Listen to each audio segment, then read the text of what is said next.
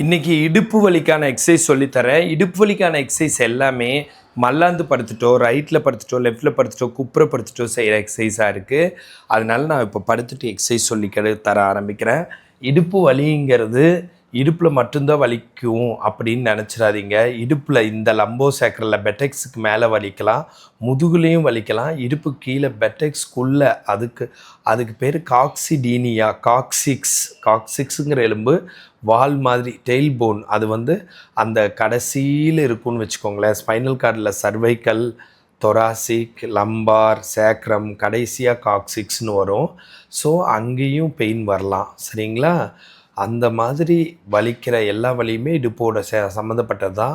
Even சயாட்டிக்கானால் வர்ற இடுப்பில் வலி, இல்லை பெட்டெக்ஸில் வலி, தொடையில் வலி, கெண்டைக்கால்னு சொல்லுவாங்கள்ல, காஃப் அங்கே வலி, பாதத்தில் வலி, கால் விரல் மரமரப்பு, ஒரு சைடே வலி, காலில் கரண்ட் ஊற மாதிரி இருக்கிறது, இது எல்லாமே இடுப்பு வலியோட சம்மந்தப்பட்டது.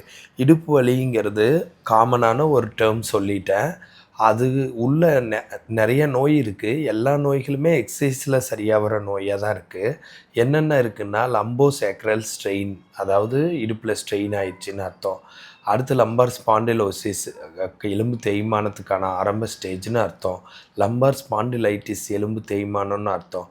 அப்புறம் ஸ்பாண்டிலோலிஸ்தசிஸ், தேய்மானம் முத்தி போயிடுச்சு, சரியாக வருதே கஷ்டம், அந்த மாதிரி அர்த்தம். அதுக்கப்புறம் டிஸ்க் பல்ஜ், ஜவ்வு வீங்கியிருக்கு, டிஸ்க் ப்ரொட்ரூஷன், ஜவ்வு தொத்திட்டுருக்கு, டிஸ்க் ப்ரொலாப்ஸ், ஜவ்வு விலகிருக்கு, சயாட்டிக் நரம்பு அறுத்திட்டு இருக்குது. இதெல்லாம் தான் அதுக்குள்ளே இருக்கிற கண்டிஷன்ஸ். இது எல்லாத்துக்குமே இப்போ நான் சொல்கிற எக்ஸசைஸ் ரொம்ப ஹெல்ப்ஃபுல்லாக இருக்கும். ஃபஸ்ட் எக்ஸசைஸ் எப்படின்னு கேட்டால், முழங்காலுக்கு அடியில், வலது முட்டிக்கு அடியில் துண்டை மடக்கி வச்சுட்டு, அது இந்தளவுக்கு ஹைட் இருந்தால் போதும், ரொம்ப ஹைட்லாம் தேவையில்லை, சுருட்டி வைக்கக்கூடாது, மடக்கி வைக்கணும். வச்சுட்டு 1ன்னு சொல்லி 10 வரைக்கும் அமுத்தணும். 1 2 3 4 5 6 7 8 9 10. வலது முழங்கால், ரைட்டு நீயை நோட் பண்ணிக்கோங்க, அமுத்தியிருக்கேன். அடுத்து 1ன்னு சொல்லி ரிலீஸ் பண்ணணும். ரிலீஸ்னால் இப்படி தூக்கிறது கிடையாது, ஜஸ்ட்டு ரிலீஸு, ஒன்றும் பண்ணாமல் இருக்கணும். ஒன்றும் பண்ணாமல் 10 கவுண்ட்ஸ் இருக்கணும். 1 2 3 4 5 6 7 8 9 10. எகைன் 2ன்னு சொல்லிவிட்டு ப்ரெஸ் பண்ணணும். 1 2 3 4 5 6 7 8 9 10. 2ன்னு சொல்லிவிட்டு சும்மா இருக்கணும். 1 2 3 4 5 6 7 8 9 10. 3 1 2 3 4 5 6 7 8 9 10. 3 1 2 3 4 5 6 7 8 9 10. அதே தான். அது மாதிரி 1 1 2 2 3 3ன்னு அது ஒரு 7 டைம்ஸ் மினிமமும், எத்தனை தடவை வேணாலும் அன்லிமிட்டடாகவும் செய்யலாம். அதே மாதிரி லெஃப்ட் காலுக்கு ஒரு தடவை செஞ்சு காட்டுறேன். லெஃப்ட் நீயை அமுத்துற பாருங்கள்.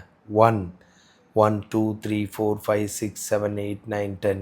லெஃப்ட் நீயை ரிலீஸ் பண்ணுறேன், ஜஸ்ட் ரிலீஸ் தான் பண்ணுறேன். 1 2 3 4 5 6 7 8 9 10. இது மாதிரி 7 டைம்ஸ் செய்யணும். இதெல்லாம் செய்கிறப்போ பாதத்தையோ, இடுப்பையோ, உடம்பையோ, மனசையோ டைட் பண்ணக்கூடாது, ஒன்றும் அழுத்தம் கொடுக்கக்கூடாது. ஒன்லி முழங்கால் செய்கிறப்போ குவாட்ரிசெப்ஸ், தொடையில் மேலே இருக்க மசில்ஸ் மட்டும்தான், ரெக்டஸ் ஃபெமோரிஸ், அது மட்டும்தான் வேலை செய்யணும். ஓகேங்களா? இந்த எக்ஸசைஸ் 7 தடவை. அடுத்த எக்ஸசைஸ் என்னன்னு கேட்டிங்கன்னா, கால் விரல் கீழே, கால் விரல் ரிலாக்ஸ், கால் விரல் மேலே. கை விரலுக்கு பேர் ஃபிங்கர் இங்கிலீஷில், கால் விரலுக்கு பேர் டோஸ் இப்போது இங்கிலீஷில். டோஸ் கீழே ஃப்ளெக்ஷன், டோஸ் ஃப்ளெக்ஷன். 1 2 3 4 5 6 7 8 9 10 மடக்கி வச்சுருக்கேன். அப்படி டோஸை ஃப்ளெக்ஸ் பண்ணுறப்போ பாதத்தையெல்லாம் டைட் பண்ணக்கூடாது. பாதத்துக்கும் இந்த எக்ஸசைஸ்க்கும் சம்மந்தமே இல்லை. சும்மா பாதத்தையெல்லாம் ரிலாக்ஸாக வச்சு டோஸ் ஃப்ளெக்ஷன் இந்த மாதிரி வச்சு, அடுத்து டோஸ் ரிலாக்ஸ். 1 2 3 4 5 6 7 8 9 10. அடுத்து டோஸ் எக்ஸ்டென்ஷன், அதாவது விரல் எக்ஸ்டென்ஷன் போடுறது. 1 2 3 4 5 6 7 8 9 10. ரெண்டாவது dose flexion. 1 2 3 4 5 6 7 8 9 10. Relax. 1 2 3 4 5 6 7 8 9 10. Toes extension. 1 2 3 4 5 6 7 8 9 10. 3 toes flexion. 1 2 3 4 5 6 7 8 9 10. Toes relax. 1 2 3 4 5 6 7 8 9 10. Toes extension. 1 2 3 4 5 6 7 8 9 10. இப்போ பார்த்தீங்களா, டோஸ் கால் விரல் கீழே தூக்கி கூட காட்டி கீழே ரிலாக்ஸ் மேலே. அப்போ இந்த பாதத்தை டைட்டே பண்ணக்கூடாது. பாதம் ரிலாக்ஸாக இருக்கணும். வலது காலுக்கு 7 தடவை, இடது கால் விரலுக்கும் ரைட்டு காலுக்கு 7 தடவை, லெஃப்ட் காலுக்கு 7 தடவை. Right leg 7, right foot 7, left foot 7. அதில் டோஸ்க்கு செய்யணும். இந்த மாதிரி பாதத்துக்கான எக்ஸசைஸு, அப்புறம் காலுக்கான எக்ஸசைஸ், இடுப்புக்கான எக்ஸசைஸ்னு எல்லாம் பண்ணாதான் இடுப்புலேருந்து பாதம் வரைக்கும் பண்ணாதான் இடுப்பு வலி டோட்டலாக க்யூர் ஆகும். மல்லாந்து படுத்து செய்கிற எக்ஸசைஸ், ரைட்டில் படுத்து லெஃப்ட்டில் படுத்து குப்புறப்படுத்து செய்கிற எக்ஸசைஸ்னு இருக்குது. எல்லா எக்ஸசைஸ் பண்ணால் தான் சரியாகும். ஒரு உதாரணத்துக்கு இங்கே ஒரு 3 எக்ஸசைஸ் சொல்லி கொடுத்துருக்குறேன். ஆனால் ஒரு நாளைக்கு 1 ஹவர் அந்த மாதிரி 10 நாள் நீங்கள் எங்களோட ஆன்லைனில் வந்து எங்கிட்ட கன்சல்ட் பண்ணிவிட்டு ஒரு 30 ஃபிசியோதெரபிஸ்ட் ஒர்க் பண்ணுறாங்க. 25 ஃபீமேல் லேடி ஃபிசியோதெரபிஸ்ட்டும் 5 மேலும். எந்நேரமும் அந்த கிளாஸஸ் நடக்குது. இந்தியன்ஸ் காலையில் 6லேருந்து நைட் 10 வரைக்கும், வெளிநாட்டுக்காரங்களுக்கு ஈவன் நைட் டைமும் 24 ஹவர்ஸும் நடக்குது. அதுக்கேற்ற மாதிரி அந்த டியூட்டி ஹவர்ஸ் அவங்களுக்கு நான் மாற்றி கொடுத்துட்றேன்.